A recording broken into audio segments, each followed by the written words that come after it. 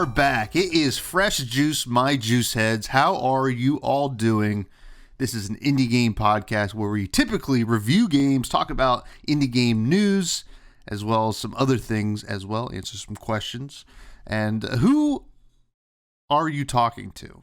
Well, I am Tommy Fresh, one of your hosts, and joined as always is my co-host, my Chewbacca, my cousin, Mr. Matty Gorm. What's going on, everybody? Glad to be back for episode 3.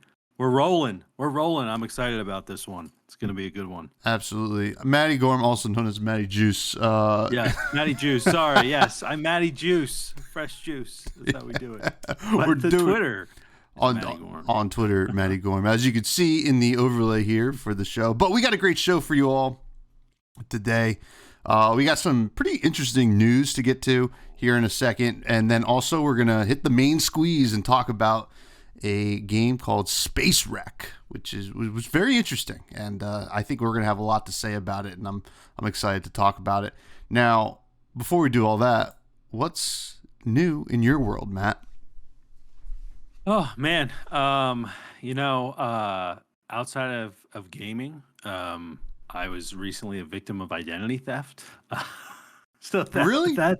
Yeah, absolutely. Like the commercials and all that stuff. Yeah, that happened to me. Someone tried to buy a car with my name. So anyway, if you're listening, no, he got arrested. But anyway, A whole car? he tried to buy multiple cars. Like I got like emails and letters from like Ford, BMW, like all these places. And then like I called, he signed up for insurance. I know we're getting into this right now, but he signed up for insurance, and I got a letter from Geico, and I called Geico and I was like, cancel like this policy. And they're like, oh, you own like the BMW and the Ram, right? I was like, no. I was like, I don't own either of those. Anyway, so it was just, it was exciting. It was like right when we got home from our trip that we were talking about last week. So That's crazy. That is crazy. That is insane. And you know what? The thing that sucks about identity theft is you didn't do anything wrong, right? And it's just a total pain to deal with, which is just you get screwed twice. You get screwed because they stole your identity, then you get screwed because you gotta like fix everything, call people. Oh man, well I'm sorry to hear that. You're thinking about it all the time too, you know. It's just like, is it happening right now? I don't know. Yeah. But anyway, it's actually pretty funny that you say that. Somebody reached out under the name Matty Juice, was trying to get on the podcast, and I was like, all right, well, yeah, what do you want to talk about? And they said Space Wreck, and they looked a lot like you. So really, yeah. It might have been me. Might have been probably just you. It was the real you. Well, that's good, man. Well, I mean, it's not good, but it's good that it's all taken care of. And how are you doing? Me? You know, yeah, because we know what happened to me. Well, I'm tired. I'll tell you that much, folks. It's been a long week since we last chatted. I had a lot of work over the weekend. A lot of work in general, just my regular daytime job. It's a very busy season. Plus a lot of other things going on, so I'm tired. I worked at Beer Fest all day on Saturday, and here in New Jersey, it was about 50 degrees and raining all day on Saturday. And this Beer Fest was outside, so that was a lot of fun. I gotta tell you, it was a great time, and I love my job. But other than that, I got to hang out with some friends over the weekend, played some board games, played some Switch and stuff like that, and it was a good time. But I'm ready to kind of chill this week, hopefully a little bit, but I got 2 weddings coming up, so probably not chill for the rest of my life, but that's okay. But we do have some news, Matty, that we got to get to. First, you threw something on here about a game, an indie game on Steam that seems to have gone against the grain here. Can you tell us about it? Yeah, no, absolutely. This is coming from PCGamesN.com, and it's an article talking about the Steam indie hit goes against industry trends, removes all monetization. So this game that is in Steam Early Access, it's a roguelike co-op game. It actually kind of sounds interesting. It's called Inkbound, and apparently this is what they stated, that this was because of industry and player sentiment. They were going to remove all microtransactions from their game. It is a paid game. I believe it's like a $20 game. Excuse me. And they decided to remove their in-game currency and battle pass, just because of player feedback, and they just said that that was kind of the way the industry was heading. So just found that pretty interesting. If I don't know if I've ever heard of this game. I know it's a Steam indie hit, Inkbound, but I mean, from this article, I'm thinking about checking out the game anyway, just because it does look pretty cool and sounds awesome. But yeah, just interesting. That I know some of the AAA guys have done moves like this, but typically, indies are trying to make as much money as they can, right? And usually, people are kind of, I feel like, more willing to pay for microtransactions in indie games because they know it's going to support the developer. So yeah, just kind of interesting that they're going this way. What do you think about it, Tom? Yeah, I had actually heard of this game. It seemed pretty cool, like a roguelike dungeon crawler, but you do co-op and stuff like that. It seemed like a lot of fun, something that I would be into, and maybe once it gets out of early access, it'd be fun to talk about on the show, especially now that they did this, right? Microtransactions, I mean, we could talk about them until we're blue in the face. People are sick of them. Now, I will say, I think it's totally fair game if your game is like free to play, right? Because you got to make money on it, right? Totally understand that. But if you're already paying like 20 or $25 on a game, or in some cases in the AAA world, $60 to $70 on a game, you don't want to be spending more money to get like stuff that sometimes might be useful in the game. So I'm glad to hear that they're doing this. I think it's a positive way to approach the game, and that's also the beauty of early access, right? Because you kind of can gather that feedback, right? Yeah. Because it's not fully released yet, and that can help them have a more successful release, because not only are they fixing something, they're also getting good press about it, which is pretty important. And I'm very excited. I'm sure I'll be checking it out as well. That'll be a fun one to play together. It's a little co-op, and review it. Now, you posted something about Sword Hero, and I watched this video, and it seemed awesome. What is the deal with this game? Yeah, so this is just something that popped up on my Twitter feed. And I believe we might have retweeted this on the Fresh Juice Twitter at Fresh Juice Pod. So definitely check us out over there. But it's this clip, and there's multiple clips of it on the page. It's from FOW_games on Twitter. And this is a game called Sword Hero, where it looks like these are just kind of technical test videos. It doesn't seem like there's a lot of gameplay to it. Just kind of testing out gameplay mechanics, it looks like. But the really interesting part about it is the world is like, think of like Nintendo 64 kind of 3D, sort of world, but the character looks like a 2D character, but that's three-dimensional. So it's kind of this interesting contrast of like, not really high definition, but kind of more realistic art versus like your character who is kind of running around this open world as a 3D character, but they look 2D. So they look pixelated. So yeah, just a really interesting, I don't really know what the game will be about. I imagine it'll be an adventure game where you have you're a sword hero and going around defeating things. But it just looked really interesting. I'd never really seen something like this before. So, and I know you seemed excited about it too, Tom. So, kind of what are your thoughts? What do you think this is going to end up being? Well, so the first thing that stood out to me, right, like at least that video, the gameplay test, it felt very, and even for the graphics, right? You mentioned N64 3D World. It felt very Shadow of the Colossus or whatever from 20 years ago, and there was like some giant boss, and I think the video kind of showed off that you can climb bosses if like there are like a rock or whatever, which is kind of cool. Had like the climbing mechanic that you see in like Breath of the Wild. And I also am becoming a big fan of this style of character creation into a game where it is that pixel realism, but like it still feels like pixel art, like a sprite that is 3D and living in this world that's a little bit more higher def. I think Square Enix has been making a few games like this that like Ogre Tactics is a good example if anybody's seen that game, or I'm blank. They had a big release on Switch for another game that was like an original game, wasn't like a Final Fantasy or anything like that. Mm-hmm. That also had that kind of thing, like kind of realistic world, like but high def sprite living in the world, which was really neat. Was it Octopath Traveler? Yeah, Octopath Traveler. Yeah. That's the one I'm thinking of, which is apparently an amazing game. When it goes on sale, I'd like to grab it. But Sword Hero actually seems like something I'd be really into as well. So I'm happy to keep that one on the radar for us.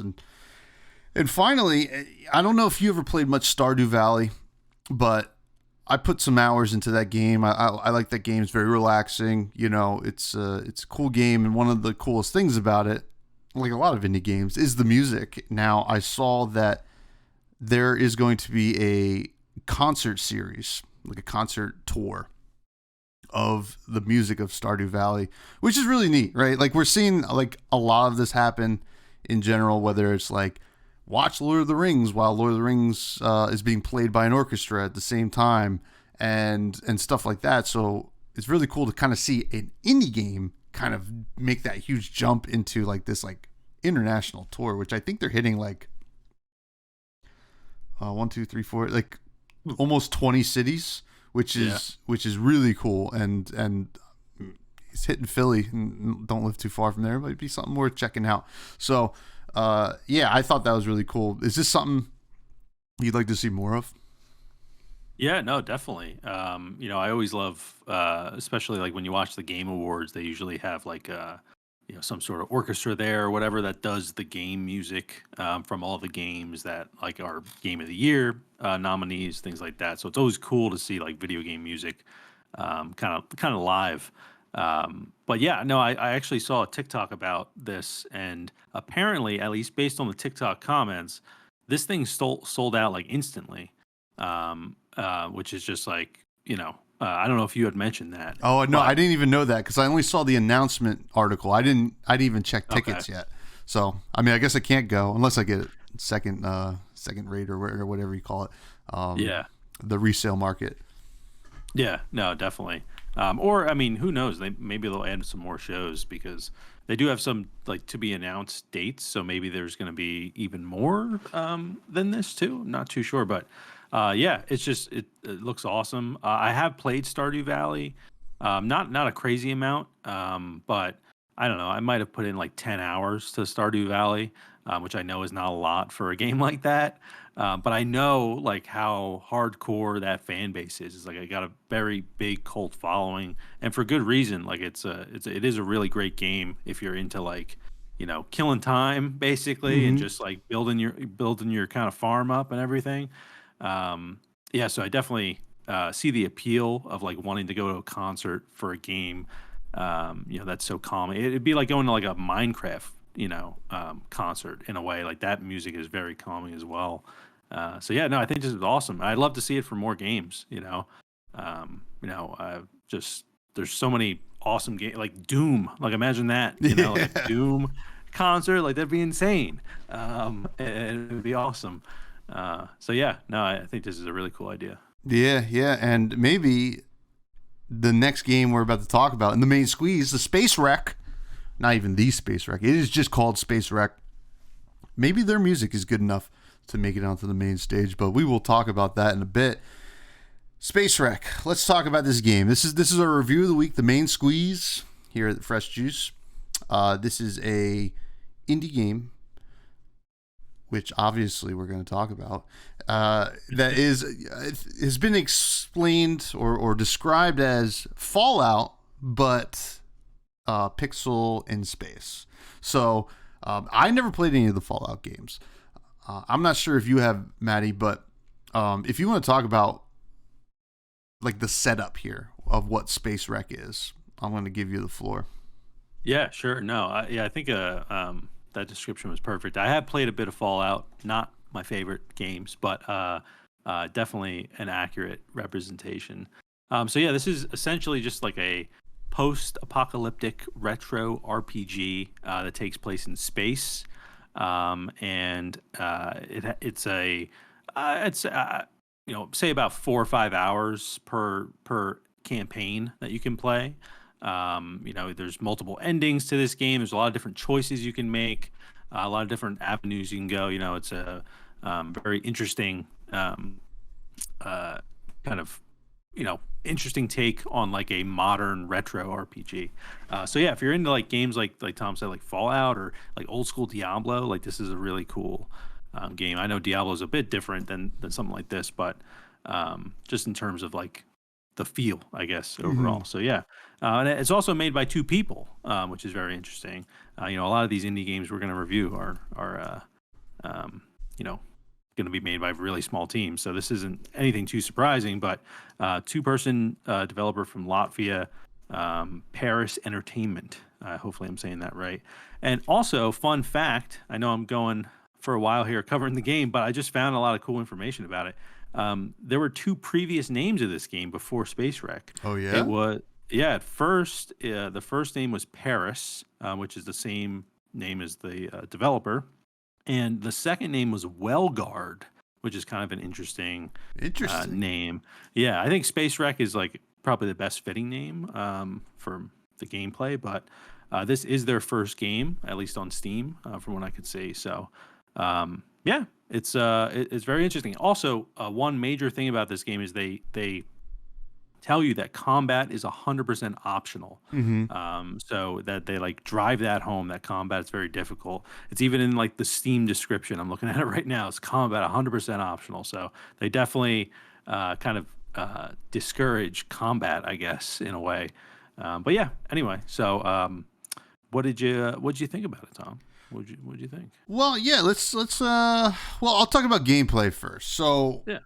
this is my first really foray into something like this, I guess. I mean, I've played a lot of RPGs, but not anything quite like this. I felt like it felt pretty unique in a way.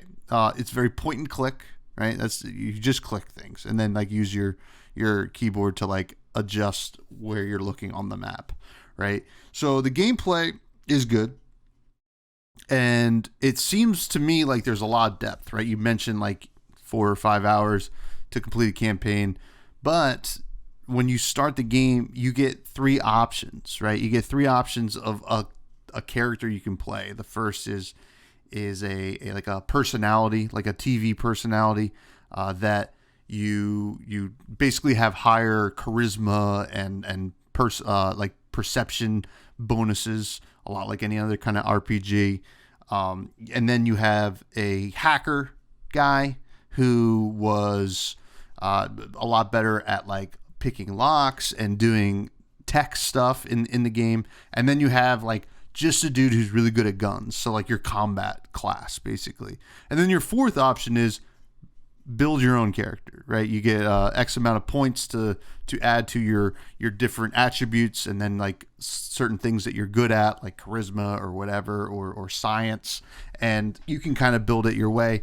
And from what I was reading, they make this well, not even like they say that there's no wrong answer here, right?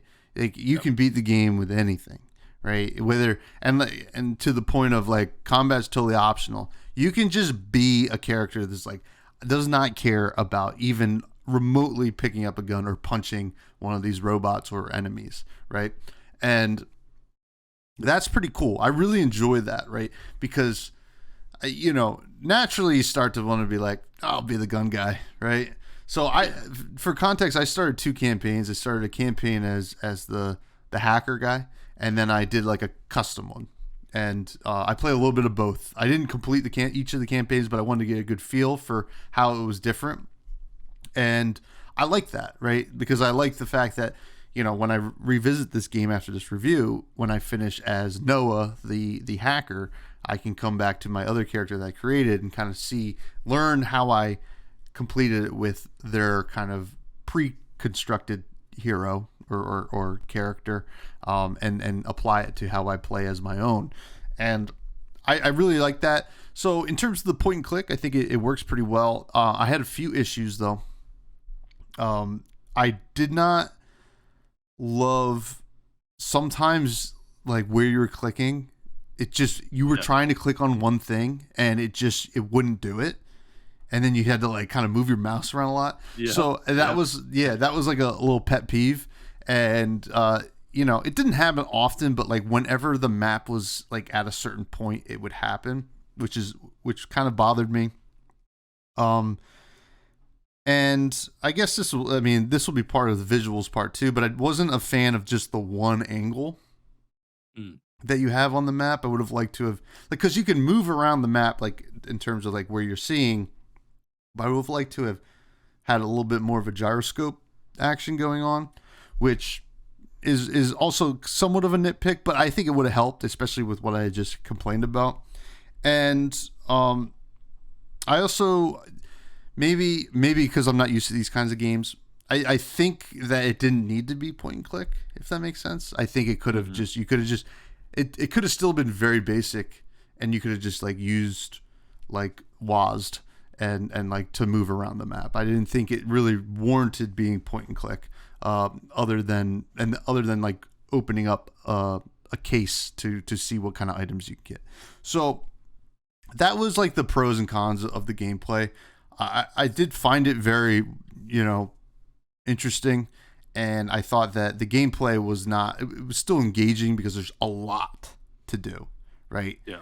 Like you're stuck on like one spaceship or whatever, or space station, and there is so much to click on and explore in that one section. And I don't even know, like maybe I'd even get to like another section of the game, right? So that is basically but like obviously the story's going to take you a certain way. But like even in like a lot of what the first area was, you could spend probably 4 hours clicking through everything and trying to find different things to like do, which I thought was really interesting. And like, you know, the 4 to 5 hour campaign time is probably an understatement in a way, like if you really wanted to like go through it. So yeah, I mean, that's my take on the gameplay, but what about you, Matt? Yeah, no, I definitely agree with a lot of your points. You know, I thought the gameplay, I actually kept kind of hitting WASD accidentally, thinking that I could do that and trying to change the angle of the gameplay. And I think some of that, and this is probably a little bit on the art side, but you know, at certain points there's like giant obstacles that are in your way, and they kind of just pop in and out versus like fading, you know, or just like lowering like the transparency of the object so you can see your character behind it. So I just kind of felt like rather than having it pop in and out, I would have just liked to move my camera around those items.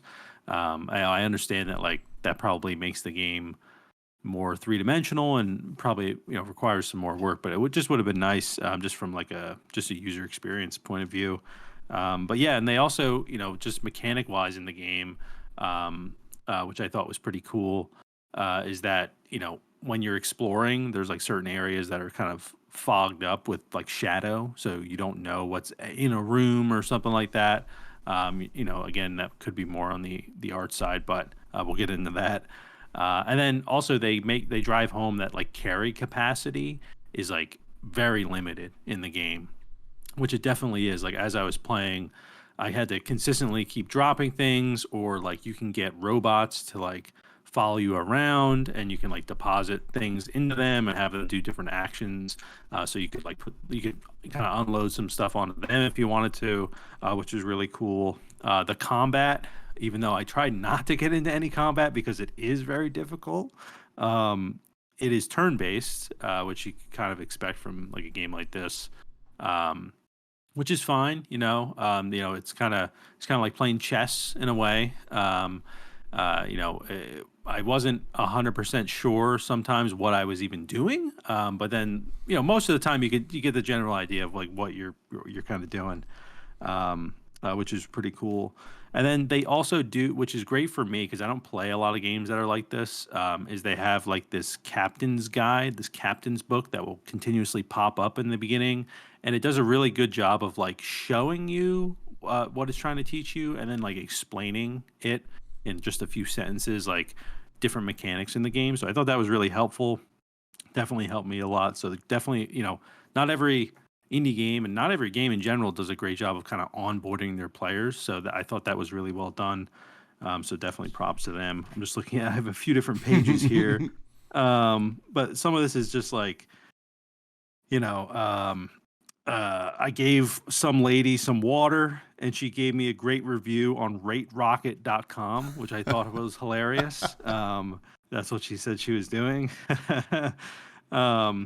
And then, there's like different, we can get into like the story and all that sort of stuff. I guess it might be more on the story side, but yeah, I thought the gameplay, it encouraged me to explore, which like, I didn't want to just, pass, like just run on through and just try to finish the game as quick as possible.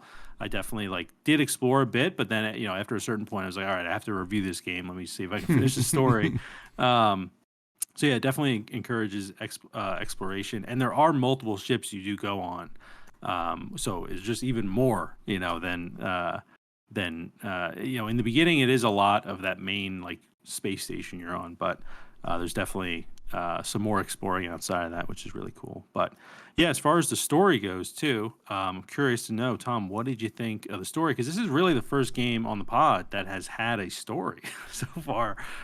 So I'm curious to see what you think. Yeah, you bring up a great point there. That this is the first like fully fleshed out story that we've had, here in the first 3 episodes, and I have no complaints here. It was very unique, and like, it starts off with like a basic mission, right? Like you need fuel for your ship, and then you move on from there. You can interact with a bunch of different characters, and those characters, based on how you roll, because like when you're making checks, like whether it's charisma or even like picking a lock, you have to roll dice. Like, yep. It does it for you, and based on how your attributes are for your character, you either pass or fail the dice check. And, there's a lot of different ways you can interact with these characters and move along the story, which I think was really interesting. And then also, like, based on your character, it had a lot of different, like, trees, branches that you can go on. So I really enjoyed the story. I thought it was captivating. Like, you really knew what you needed to do. Also, to your point about the onboarding new players, I like that. Even in like your mission log, and it might have been elsewhere too, but I first noticed it in the mission log where it was like, it'll tell you like what you need to do, and then it would say, all right, they'll give you a TLDR. I was like, you got to do this, which is nice, because especially for me, because like, I don't want to read stuff, and and the story was fleshed out. Now I mentioned that I didn't finish either of the campaigns I started, but just because of time, but that doesn't mean the story wasn't captivating, and was very interesting, and it makes you want to finish the game, which I think is the important thing about a story, right? Like it's gotta progress along on its own axis of being a story, but it also has to convince the player that it's worth getting to the end. So I really enjoyed the story. Sure, it was the first one that we really have hit here, but RPGs, they got to have some kind of fleshed out story, and I thought it was good. I mean, it wasn't super. I guess what's the word I'm looking for here? It wasn't a lot of substance in terms of like heavy or anything like that. And I think that's okay. There was a lot of humor in the game, which I thought was really good. If you failed a check or whatever, or you try to like hit on like a character, or like try to flirt with them a little bit, it would give you some funny like quips of dialogue, which was really interesting. And I'm not totally read up on Latvia and Latvian culture, but it definitely meshed well with an American playing it, and that was impressive as well. That the humor was translating there, basically crossing country lines there. So I was a big fan of the story. Yeah, no, I agree. There was definitely plenty to discover in the story as well, which is great. Talking to just different people on the ship. You do. You kind of start out, I believe, on like this space station. You kind of your ship, sort of your little shuttle, kind of rescue shuttle from your ship, kind of shoots off because your ship's in danger, and you shoot over to try to get fuel for your ship, like Tom was mentioning, and then there was just you came across pirates, so then you had to go onto the pirate ship. And then you had to deal with their captain, and he wanted you to come back with him. This was at least my story. There's different endings, right? So I'm not really spoiling too much, but and then he wanted you to pay a ransom. So basically, you get the fuel, you go back to your ship. There's a hostage situation on the ship, at least in my playthrough. And basically what ended up happening was I did not resolve the hostage situation. And I went over to explore the pirate ship, and I had to pay him 100,000 coins or whatever it is. So I had to go try to convince people to pay him the ransom. And then after that, I paid him the ransom, but he still wanted to come back with us. So he came back with us, and we left. And the ending that I received was that the pirates become more violent using big missiles, and pirates build an empire of fear and violence. So I think I lost, maybe? It sounds like I lost. I didn't do something right. But I thought I was doing everything right. I was like, yeah, this makes sense. This guy's not that bad, it was just definitely interesting with that sort of stuff. I stole a necklace. I guess I was a pretty bad person, but I should have became a pirate. But I wonder if that was an option. Yeah, it could be. Yeah, it says, I believe there's 5 different endings, right? So that was only one of them. Honestly, one thing story-wise that I was kind of hoping would have happened is I thought when I got to the pirate ship, I would have liked them to not be human, maybe they're weird aliens or something like that. They kind of just looked like me. So sometimes I was just a little confused of who the bad guys were. Yeah. And maybe that's more talking about the art. Maybe they could have made them look a little different, when you watch Star Wars, everyone dressed in black is pretty much a bad guy, right? That's just typical, everyone's got the black cloaks and all that stuff. It's easy to see. Just something like that could have been nice. But overall, the story, I did think it was engaging. I just talked about all this wild stuff that happened. Which was a lot of fun, and there was definitely a good amount of humor in it too. Yeah, just talking to certain people, and just pissing some people off. There's one guy, I pissed him off so bad he wouldn't even talk to me anymore. This other guy, I'm really getting into it. It shows how much depth there is, but I tried to I don't know, someone's wife said that they were being abused, or it looked like they were. And so I tried to do something about it, and then she got upset, and then the guy came over and beat me up. And I was like, what the heck? This is I was trying to be a good guy, but I guess, not everyone on the ship is a good person, it's just the way it is, So they did a good job, not kind of falling into I feel stereotypes with a lot of people. And I feel like everyone had even if they were a dick, they were, also you could also see that they were smart. They had another side to them. It wasn't just maybe there was one person that was just completely rude, but I didn't really find anyone was too shallow of a person, which was great, for the story. So I just really liked it overall. The story was pretty good. Yeah, it certainly was. But I think what really is, for me, was the biggest home run is the visuals, which we'll get to now. Visuals and art. it's going to be no secret to anybody if you listen to this podcast. I love some pixel art, right? Yeah. Pixel art is awesome. Obviously, look at our freaking logo.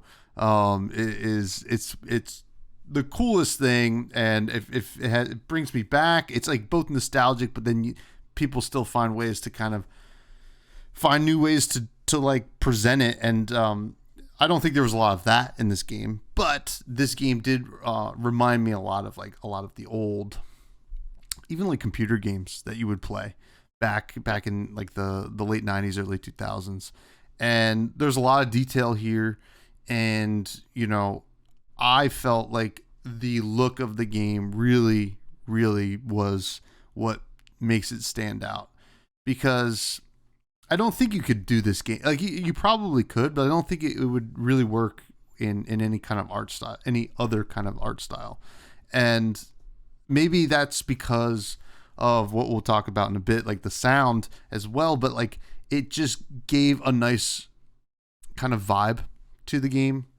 Mm-hmm. And it also was interesting the way, I mean, like, sure, we complained about the map not being able to really rotate or anything like that, but it was, you kind of see how they kind of laid it out, right? You can just zoom out and see how everything's laid out. Sure, some of it's like shaded so you can't see it because you're not in those rooms, but I felt like they did a great job of using shadow and shading, and also kind of subtly showing you how things can change, right? And like also being able to interact with everything was pretty smart. And yeah, I liked it. A lot of the complaints that I had in the gameplay part kind of do come in here as well, though. So it wasn't it wasn't like a slam dunk here, because some of it could have been a little bit more intuitive in terms of how it looked. And hopefully, if you can make it look one way, it'll be easier for you to make the functionality of being able to interact with things a little bit easier. And that was where it kind of fell short for me. I really kind of like the character design. I know you're talking about like you kind of wish like people would look a little bit different. That is interesting. Like it wasn't like a lot of alien stuff going on. It was just very much human and robots. And yeah, maybe it feels a little bit more realistic that way. I guess if we ever get to a world where we're traveling space pretty often, I guess it would, we wouldn't find a lot of sentient aliens, I don't think, but how do you know? I mean, I would like to find them, Matt. Jeez, but I'm just saying currently, based on what we know. Yeah, no, for sure. It was yeah, I think it looked good, right? And I think if it used any other kind of art style, I don't think I would have even really cared, to be honest. And yeah, but like huge props, because I know pixel art, a 2-man team or 2-person team, it's got to be so hard, right? Yeah. Like anything could be hard with 2 people, and I feel like pixel art might just be harder. I don't know, because to me, why wouldn't everybody do pixel art? But maybe people want realistic stuff. So, but that's where I fall on the visuals. Yeah, no, I totally agree. I think the art was like the strongest part of the game. It was everything from just the way the environment looked to like even the menus and everything. Like when you dice roll, like that was always, I always just loved the way that looked. It's kind of like a blue screen, like old school computer sort of look. And they even kind of have the menus open up. Like the background is like a kind of enlarged version of a computer chip, and then like on top of it, layered on top, is like a old school, like Windows 98 window, or like even older than that. And that's kind of what the menus are in. And even when like people were talking to you, there were certain parts where like there was a transmission coming in or whatever it was, and you could see like it kind of was like, is it the ASCII art, ASCII, whatever, like you use the characters on like the keyboard, like brackets and all that sort of stuff, in order to create like an image. And it was really cool that the kind of the dialogue was in that art style. So yeah, I really loved it. It's obviously the game was like super retro. I already talked about like the pop in effect. I kind of wish that like maybe there's a fade in of like giant obstacles that were kind of in your way. Like there were a few times where I was completely behind an obstacle and I had to walk even a little bit further for then it to like then it disappeared. So it just kind of like for a second you're like, where is my character right now? And I know there is a button that kind of brings you back to your character, but just in the moment you don't know where you are.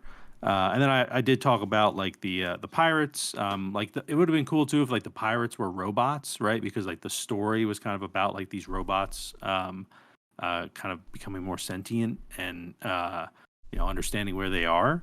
So that would have been cool if like the pirates were kind of looked like robots. I kind of thought they looked a little. I just wasn't intimidated by them. I thought I would be more intimidated by like the pirates, but that's probably just stuff that I'm getting in my head from pop culture and all that sort of stuff, right?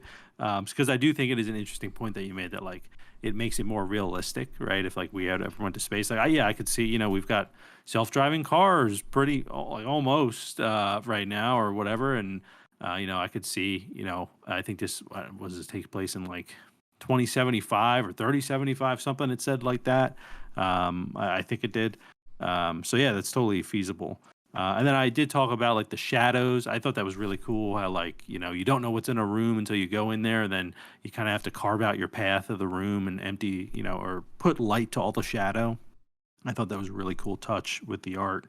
And yeah, I just think overall it was definitely the strongest part of the game. And they killed it with the art, and they even at a certain point they kind of do like this pixel commercial sort of thing, which is like I believe it's like towards the end or something like that, or I forget exactly when it is. So it was cool that they like kind of went outside of the same sort of style the entire game. They kind of switched it up a bit, which is cool.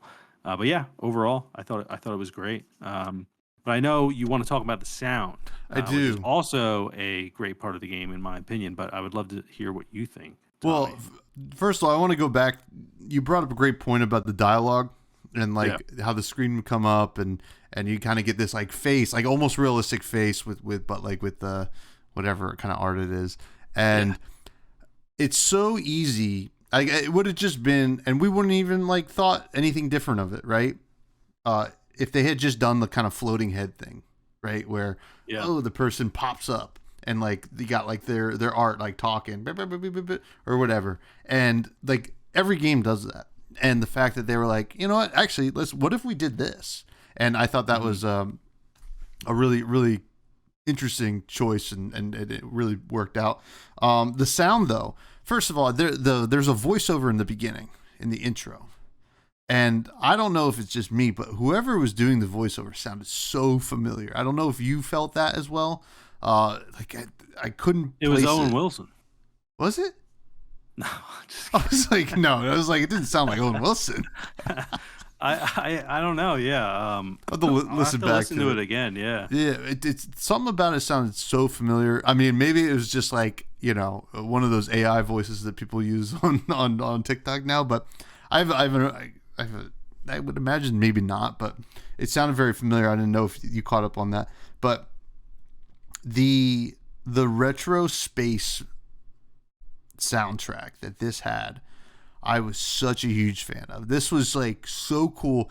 And like I think it's so easy to kind of like fall into like how space games sound these days, right? Like just very, I guess, ambient. And there was ambience here, but it sounded, what it sounded like to me, Matt?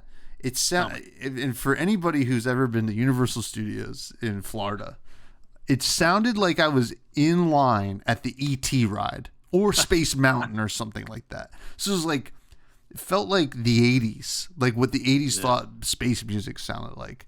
And obviously this is a retro RPG, space RPG, so it kind of just all made sense. And it was just like, I really like this like vibe that's going on.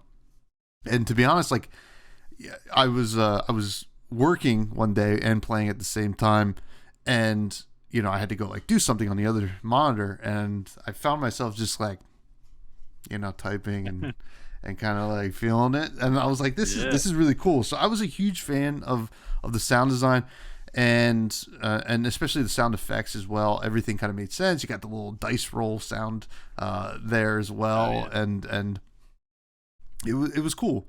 I was a big fan of it. I think it was the best part of this game.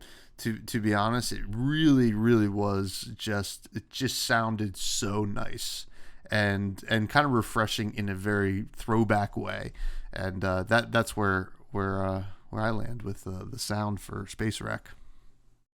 Yeah, no, I definitely agree. Again, I just think the music was great.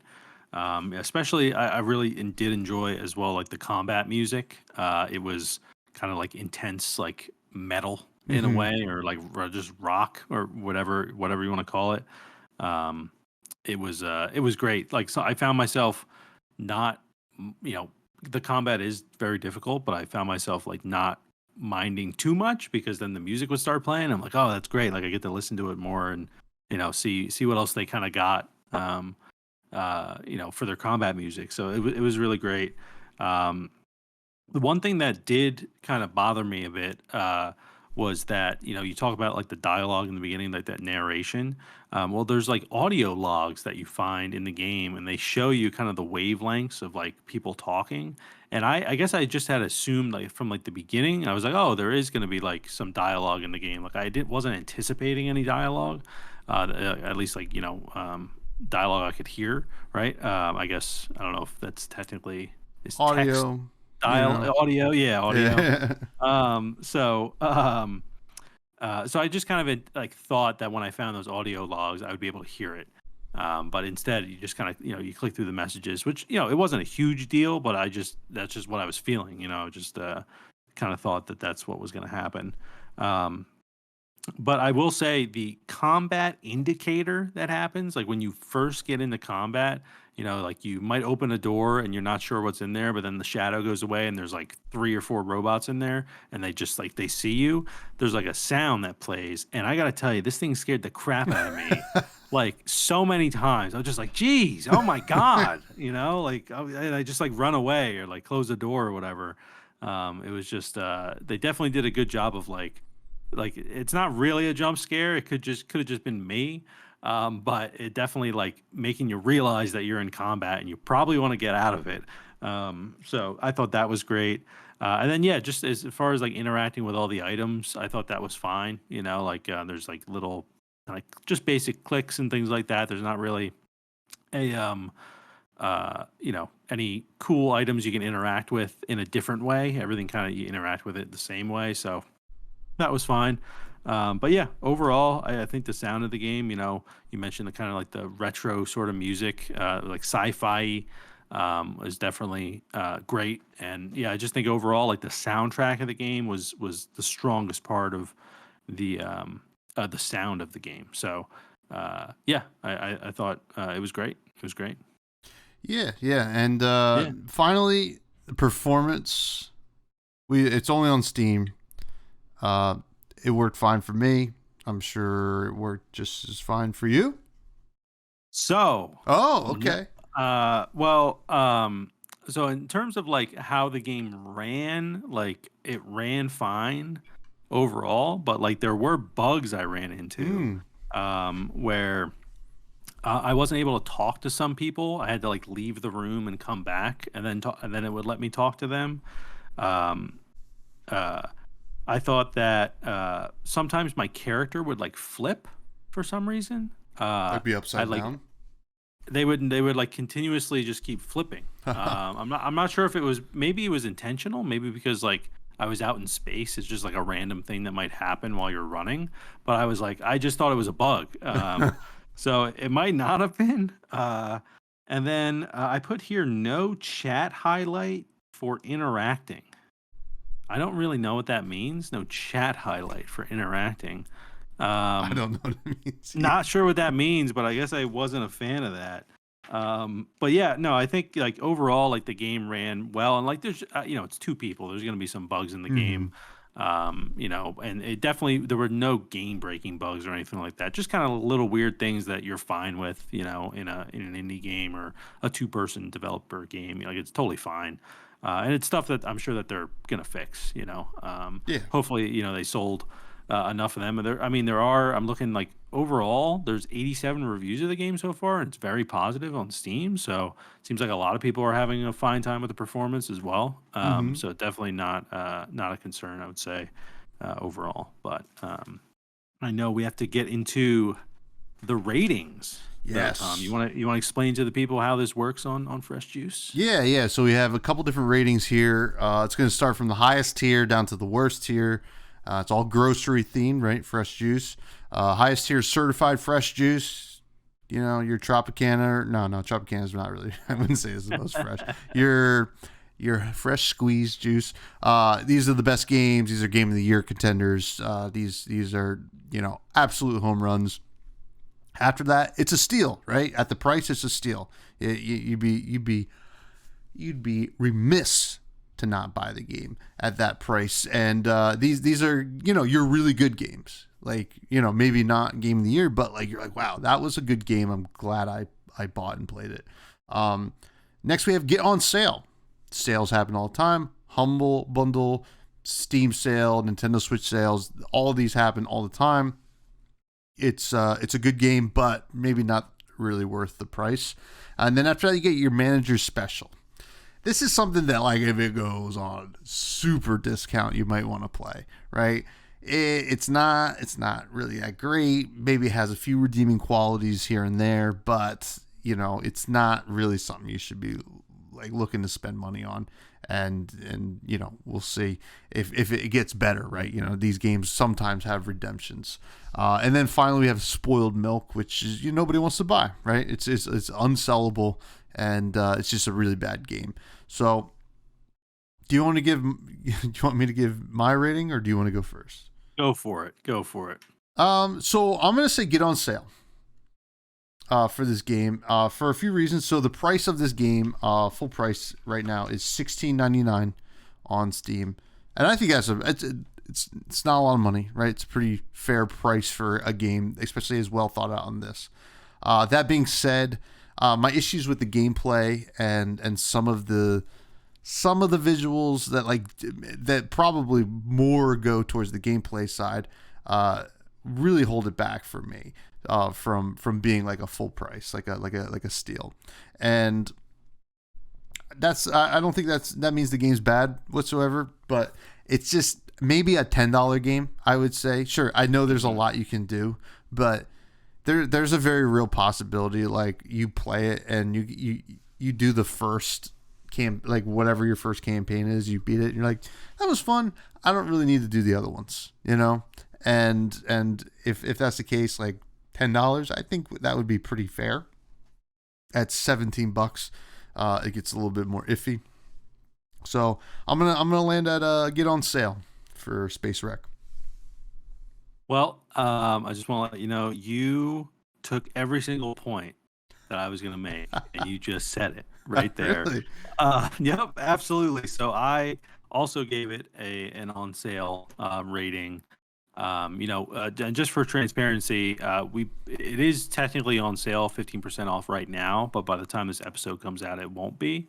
So we're judging it based on the full price. I think we paid like $14, so it's not really that big of a difference, but we are judging it on the full price. And yeah, I just thought, the game has some strong qualities, but I do think that overall, I think I'm one of those people that you just mentioned where like I'm good with just one ending. Like I don't need to go back and see what else happens. Like I would be interested to like look up and see what happens, but I just don't, I don't want to put another 5 hours in for like maybe a slightly different ending. It's one of those games where I don't know how different the endings will end up being. But I'd love to hear, I know you're doing 2 different playthroughs, so I'd love to hear like how different they are from each other. But yeah, I think overall it's an on sale. And you said it. I was gonna say this is like a $10 game for me. So it's like you said exactly what I was thinking.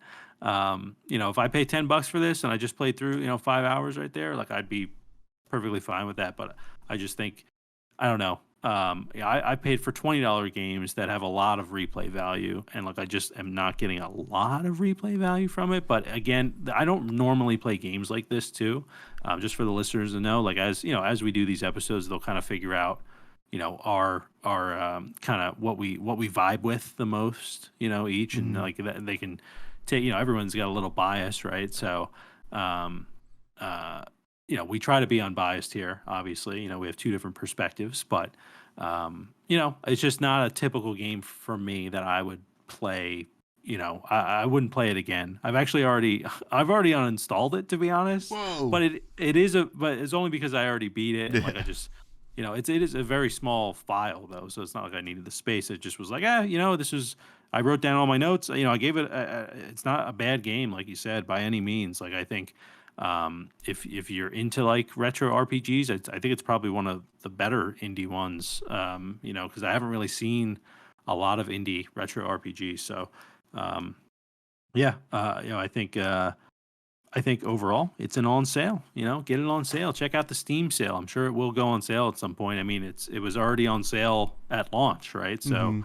It seems like the devs aren't opposed to like putting their games on sale, which is a whole nother topic with indie devs where I feel like sometimes they don't want to. Yeah. I think it was a good idea for them.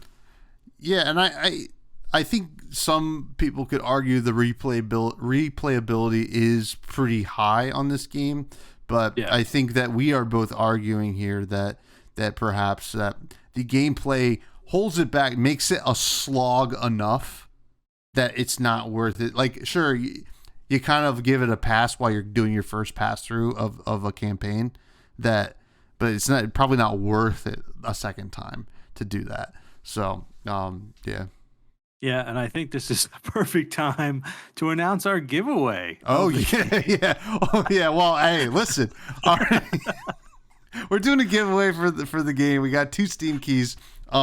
Now, I'll tell you what, we said get this on sale. This is your opportunity to get it for free, right? Yep. And how are you going to do this? Well, check out our Twitter. We're trying to grow the Twitter, Fresh Juice Pod, @FreshJuicePod. And we'll be doing the giveaway there. We're going to announce it on Twitter, but we'll probably give it a day for the listeners, our faithful juice heads, to listen and hear. Basically, we have 2 Steam keys. I think maybe one for a random follower and then one for someone who followed and retweeted the retweet. So this is your chance to just get in on the ground floor, because then you could be in for both, basically, if you don't get the first one. Obviously, you can't get both. We're not letting that happen. I'm sorry. But we got 2 Steam keys, and it is definitely a game worth winning, so you don't even have to wait for a sale, and you get to enjoy the game. Right? Yeah. Yep. Yeah, absolutely. And definitely shout out to the devs too. They sent us these keys, actually for Tommy and me, but we had already purchased the game and played it. So they were still kind enough to let us give them away to everybody. So shout out to them. Thank you so much for doing this. I know we're a new show, so for developers to do that for a newer show, definitely is a great thing, and something that we hope to keep doing with these developers if they come out with future games. So shout out to them. Absolutely. But yes, definitely follow us on Twitter @FreshJuicePod. You guys will get kind of an extra day, and we're going to announce the winners on the following episode. Our next episode, basically, which will be about the game Wizard with a Gun, which we're excited to talk about. That's when we'll announce the winners. So definitely look out for that. But I know we need to get into the listener cues. Yes, Is it time for the listener cues? It's listener cues, and you can submit these by, if you know us, just text us. But if you don't, comment it under the YouTube. There is also probably a prompt on Spotify that you can submit stuff. And we also have an email, freshjuicepod@gmail.com. And or if you find us on TikTok or anything like that, you can submit any questions there. Now, or Twitter. You know what? Anywhere. Give it to us. Give us any. we are search Fresh Juice Pod. Yeah, and then just click on the first link. Hopefully, hopefully, and just throw us a question. Now, the first one comes from ArtCarp11. Dear friend of mine, I've known for a very long time. Who asks, what is the first indie game you remember playing? Matt, you want to take this one first? Yeah. So I was trying to think of this before because I was taking a look at the show notes, and it's tough because I'm trying to think like back. Nintendo 64 was my first console. I believe I had like a Game Boy Color before that, but like it's hard to remember playing like an indie game on those. Like there might have been one that I had played that I just don't remember or didn't realize it was an indie game at the time. So really, the first one that I remember playing at least a good amount of was Super Meat Boy. So back in the Xbox 360 days, I was mainly playing things like Gears of War, Call of Duty, things that definitely are not indie. And I just remember seeing Super Meat Boy in like the arcade, the Xbox arcade, and downloaded it. And it was just a blast. Like I just remember playing the crap out of it. I think I even bought it for Steam after that, and I bought it on like the Mac store. Like I purchased it a few times just because I loved it. I loved how difficult it was, and I actually think that's maybe what like kickstarted my love for like games like Dark Souls. Like I just love when it's really difficult for whatever reason, but I know like it seems like it's possible to beat. So. Definitely Super Meat Boy was I think the first indie game that at least had an impact on me that I remember. But yeah, Tom, I'm curious to see what you think about it because I think you played a lot more indie games than me. Just because you're a Switch boy, and they're just we know the Switch is littered with them. So curious to see kind of what you think here or what yours was. So like it's a little bit tough, right? Like things get a little muddy. Now I do not know if this counts. At least. If I were to say this is an indie game now, I don't know if I would really consider it. But when I was playing it, I think you can possibly. It was not like AAA or anything like that. It was RuneScape. RuneScape back in like 2003, 4, whenever it was first out. Like I was playing RuneScape a lot, and I still play a decent amount again. But like. It was just like a computer game. Like you didn't even have to like download it. You just had to go to the website. And it was where and it's weird. Like I never really got into MMOs beyond RuneScape. And maybe there's something about that game. It's like super weird and quirky in a way. But it's also like kind of relaxing. And I know we were just talking about point and clicks. Maybe not being our favorite, but that is a point and click, and I love the hell out of RuneScape, old school RuneScape. They call it old school RuneScape now because they have regular new updated version. So you might not consider it indie now, but it might still kind of be. I mean, it's still not like it was never picked up by Blizzard or anything like that. So but I think I would say RuneScape's the first, like the earliest I can remember being like, this is a game I put like was like a actual game that was somewhat of an indie developer at the time. And I mean, other than that, it's hard for me to even think of any. Maybe Minecraft when it first came out could have been considered indie. But that's obviously long gone from that. That's the biggest game ever created. But I think that. But now our next question comes from username Green Jester G. What indie game do you wish you could experience for the first time again? Oh man, this is a tough one. Honestly, it might be Dead Cells. I know I never beat Dead Cells, but I just remember the first time I played that one. It was at TwitchCon 2017. I was with you and our cousin Danny D Train, and or Danny Ice Cube, because then he could be in the juice with us. Oh, how about that? I don't know. Then he'd water us down. You know what I'm saying? Oh, true. Danny Pulp. How about Danny Cups? Yeah, Danny Cups. Shout out Danny Cups.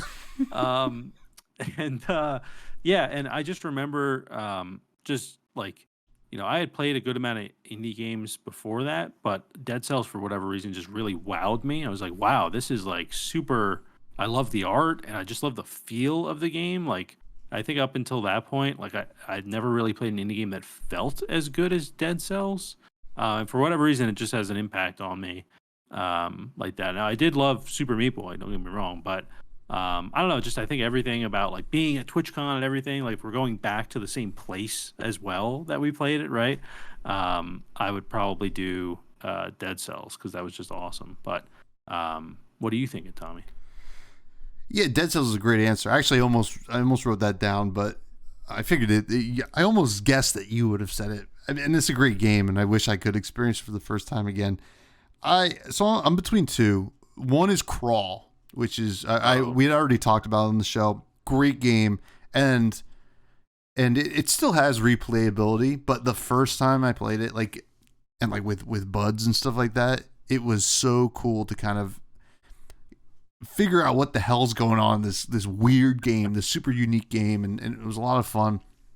Another one is Kung Fu Kickball, which is a very fun game. You should all check it out. Not a lot of people play it anymore, but it's basically like a 2D Rocket League, but you're little dudes that kind of look like Dragon Ball Z characters kicking a kickball, trying to hit bells on either end as goals, and it's just so much fun.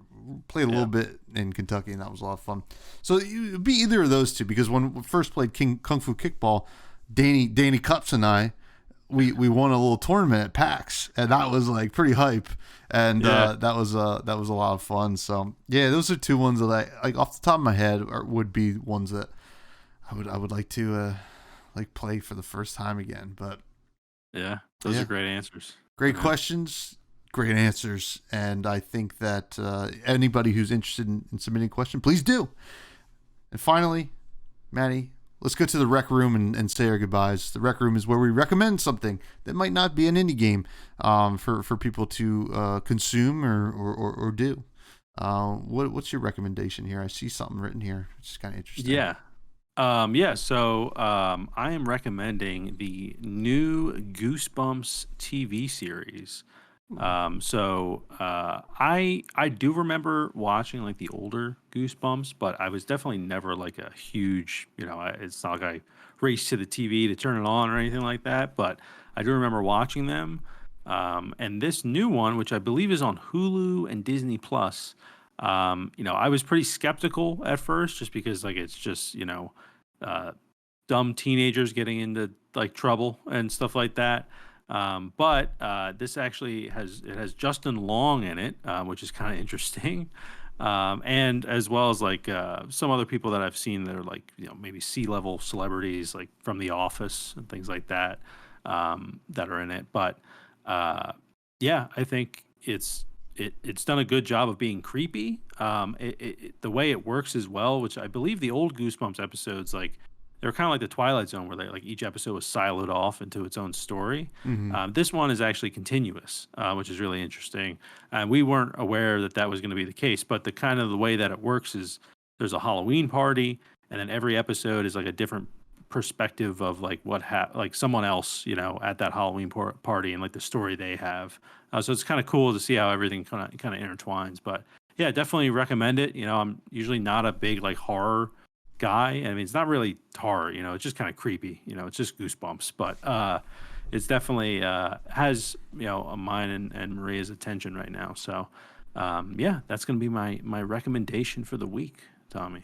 All right. Well, I wasn't actually like I toyed with recommending it. Now I'm going to, because you mentioned Justin Long. I'm gonna recommend something else Justin Long's in, which is a horror movie that came out last year called Barbarian. I love the hell out of this movie. Now, we should also say, Justin Long being in like all these horror and creepy stuff, Justin Long is the modern day Scream Queen. He is just the best. And he is in this movie called Barbarian. It also has the guy, Bill Skarsgård, the guy who played Pennywise in It. Yep. And it's directed by Zach Cregger. Now, if you don't know who Zach Cregger is, he was one of the members of Whitest Kids You Know. and he has gotten into horror, and this was his first horror movie that he directed, and it's very reminiscent of like Sam Raimi films like The Evil Dead and John Carpenter, like The Thing and Halloween. He used a lot of all practical effects, no CGI, and a lot of it, but it's also blends a lot of comedy and horror. Like there's parts where you're like, this is creepy as hell, and then there's parts where this is maybe the funniest thing I've ever seen. Like it just was like this perfect blend, which I think you need in horror, right? That's why I kind of love those other directors that I mentioned, because if you're just stressed out for like an hour and a half, like it's not the best experience. You need like that kind of relief. Like that's why Get Out was such a success, right? Jordan Peele, obviously another person who came from comedy, has those moments of really funny comic relief in this like pretty intense horror movie, and that's why it's such an enjoyable watch. So I gotta recommend Barbarian. Fair warning, it's weird and it's wacky, and you might be like, what the hell's going on? But it is like one hell of a ride, and every time you think you have it figured out, something weird happens. So huge fan of Barbarian, especially in the spooky month now. Yeah. Matty, this is another great episode. Next week, Wizard with a Gun. Woo! Are you excited? I'm very excited. Yeah, if you haven't seen this game, definitely check out their Twitter. But we're gonna dive into it next week and spill all the beans, spill the tea on the game. Spill the juice. All right, spill the juice. Well, you can all continue to find me on Twitter at FreshBudsPod, and check out my other podcast, Fresh and Buds. And if you like trading card games, if not, please follow us on all of our socials at Fresh Juice Pod everywhere. Matty, what would you like to plug? Yeah, definitely follow me on Twitter at Matty Gorm. I'm also Matty Gorm on YouTube, Instagram, all that sort of stuff. So definitely follow me over there. And yeah, definitely follow the Fresh Juice Twitter for that Space Wreck giveaway, giving away 2 Steam keys. So you got to be following over there in order to enter. So yeah, definitely be on the lookout for that. But Tommy, another great episode in the books. Very excited for next week. Absolutely, folks. Thank you for listening. See you next week. Stay juiced and stay fresh.